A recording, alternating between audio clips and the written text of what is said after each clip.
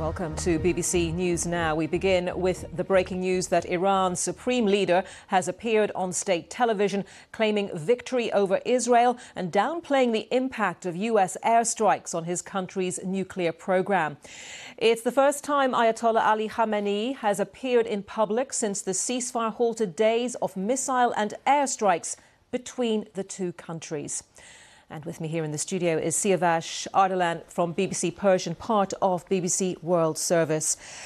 Siavash, we've heard rhetoric from the United States and from Israel on what's been happening between Israel and Iran. Now more rhetoric from the supreme leader of the country. Just to analyse for us what he's been saying. Well, it wasn't a public message. It was delivered, pre-recorded in an undisclosed location, which is where he probably has been since the beginning of the war, when the Israelis numerously tried to talk, at least spoke of assassinating him. Predictably, he presented Iran as the victorious side in this war, very much along the side of the narrative that state media has been pushing over the past 2 days since the ceasefire came into effect, that Iran managed to defeat Israel, managed to impose a peace both on the US and Israel. So the supreme leader here congratulates the Iranian nation on two counts, on counts of defeating Israel, crushing Israel, and also on defeating the United States, making direct references to President Trump's statements yesterday about the Iranian attack on the U.S. military base, saying that that attack, in fact, did inflict damages on that military base. And the fact that the U.S. became involved in this war in favor of Israel indicates, and is proof of the fact that Iran was winning. And saying that the US president needed to do showmanship. That was the quote from the Ayatollah. It's going to be interesting to see how the US Defense Secretary responds to these comments in the press conference we're expecting in the next hour. And how, Siavash, does this set up potential talks between the US and Iran that Donald Trump alluded to yesterday? Well, we know the talks are taking place next week. That's what President Trump said yesterday. Now, depending on whose side you listen to, President Trump made it sound very easy. We're just going to hand them a piece of paper. They're going to sign it. We destroyed their nuclear industry. They don't have a nuclear weapons capability, so there's nothing really to talk about. There is no need really to engage in very deep, lengthy negotiations. Whereas what the Ayatollah is saying is very different. He is saying that US's attacks did not inflicts significant damage on Iran's nuclear centers. Very much at the same time when in the US it's embroiled in its own controversy over how much damage has been inflicted. He said it didn't inflict significant damage. The issue of nuclear enrichment was just an excuse for an attack. He didn't say that Iran will continue to stand by the enrichment issue, but he said they're asking for our surrender, sometime under the guise of ending enrichment, sometime under the guise of human rights, sometime under the guise of missiles, but we will not surrender. So finally, beyond that rhetoric, though, privately, do you think the Iranian regime is ready to negotiate with the US, is ready to come to some kind of accommodation? Well, we have to really see, because we're not getting the same kind of messages coming from the foreign ministry wing of the regime and the more hardline groups within the political establishment. Whether Iran will continue to insist on enrichment, how really steadfast it will try to be in sticking to its guns, we have to see, because what the supreme leader said today sounded very uncompromising. On some Iranian critics, in their view, disconnected from reality, and other people's view, what you would expect from the supreme leader of a country who's just emerged from war.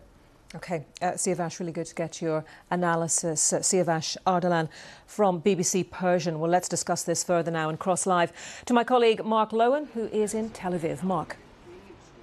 Anita, thanks very much indeed. Yes, as we've just been hearing, the supreme leader of Iran suggests that the damage to Iran's nuclear facilities has been overplayed by the United States.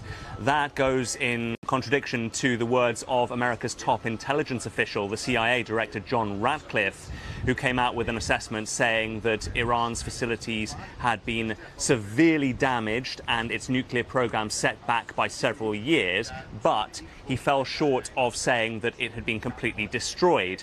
Key Trump administration officials in recent days, including the president himself, have been repeating constantly that the sites in Iran have been completely obliterated. An Israeli assessment says that the US bombing, combined with its own attacks, set back by years Iran's ability to develop nuclear weapons. A leaked Pentagon assessment had earlier suggested that Iran's program had probably only been set back by a few months. Well, let's bring in our correspondent Dan Johnson, who is live with us from Jerusalem. Dan, we've just heard there from Iran's supreme leader, framing it as a victory for Iran, pretty much diametrically opposed to how Israel is framing it. Absolutely, yes. Benjamin Netanyahu has repeatedly reasserted how effective the strikes that his country, with the support of the Americans, launched on Iran's nuclear program. He said that the conflict lasting 12 days had successfully eradicated the dual threats of the Iranian nuclear facilities and also the ballistic missile threat that Iran had posed to this country. There's been the back and forth that we've seen of different intelligence assessments, the US president's account of this, different versions of exactly how destructive those strikes were and how far back Iran's nuclear program had been set. The Ayatollah telling his people that his country had come through this conflict with its nuclear facilities intact, essentially, and that it had been able to launch strikes that had a devastating effect on this country, Israel. Yeah, and also saying that Iran had inflicted damage on that US airbase in Qatar, the Al Udeid base. Yesterday, Donald Trump was saying that Iran called us up and said, is it okay if we strike at 1 a.m? And we said it's fine. So, obviously, again, very different narratives there.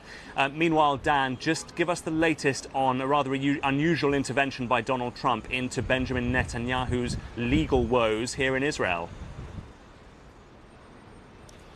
Yes, after the seemingly tense exchange between the two leaders at the start of this ceasefire, when Donald Trump's understood to have phoned Benjamin Netanyahu to tell him to call back the Israeli planes that were heading to Iran to potentially launch another set of attacks after the perceived violation of that ceasefire.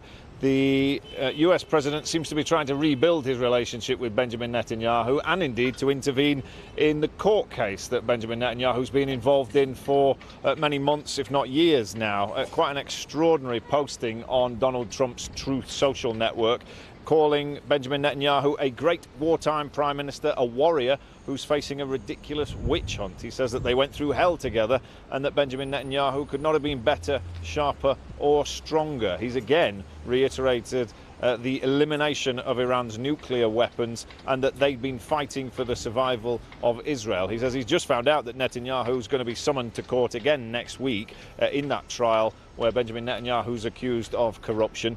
Trump said that trial is politically motivated, a horror show which ought to be cancelled, or that Netanyahu should be pardoned for. He said it's a travesty of justice and that after saving Israel, the US will now save Benjamin Netanyahu. Yeah, staggering intervention in a country supposedly with an independent judiciary. Dan Johnson in Jerusalem, thanks very much indeed. Let's bring in Hassan Ahmadian, who is an assistant professor of Middle East and North Africa studies at the University of Tehran. Hassan, very good to have you with us. Thanks for sparing the time. What do you make, first of all, of the intervention by the Iranian supreme leader, framing this as a complete victory? Are Iranians going to buy that? I think it's clear that Iran has suffered a lot during the 12 days. Its infrastructure has been hit, its defenses have been hit. But at the same time, the Iranians also retaliated and moved to proportionality by the end of the war. President Trump has said himself that the 2 last days of the war were devastating for the Israelis, and I buy that because the proportionality was there. Whatever the Israelis were hitting, the Iranians were hitting back. And his victory rhetoric is placed on the fact that whatever Bibi Netanyahu announced in the initial phase of the war did not materialize. He had lots of things in his announcement, and none of them actually has been achieved. Now, the nuclear program is still under investigation or under assessment within Iran to see how much it was damaged. But at the same time, to say that it was done with is a bit of an exaggeration, I would suppose, because it's still unclear what happened to this program. And still the Europeans, the E3 has called for negotiations as the best way for solving or resolving the Iranian nuclear standoff, which suggests that the nuclear program is still there, functioning, though received some sort of damage there.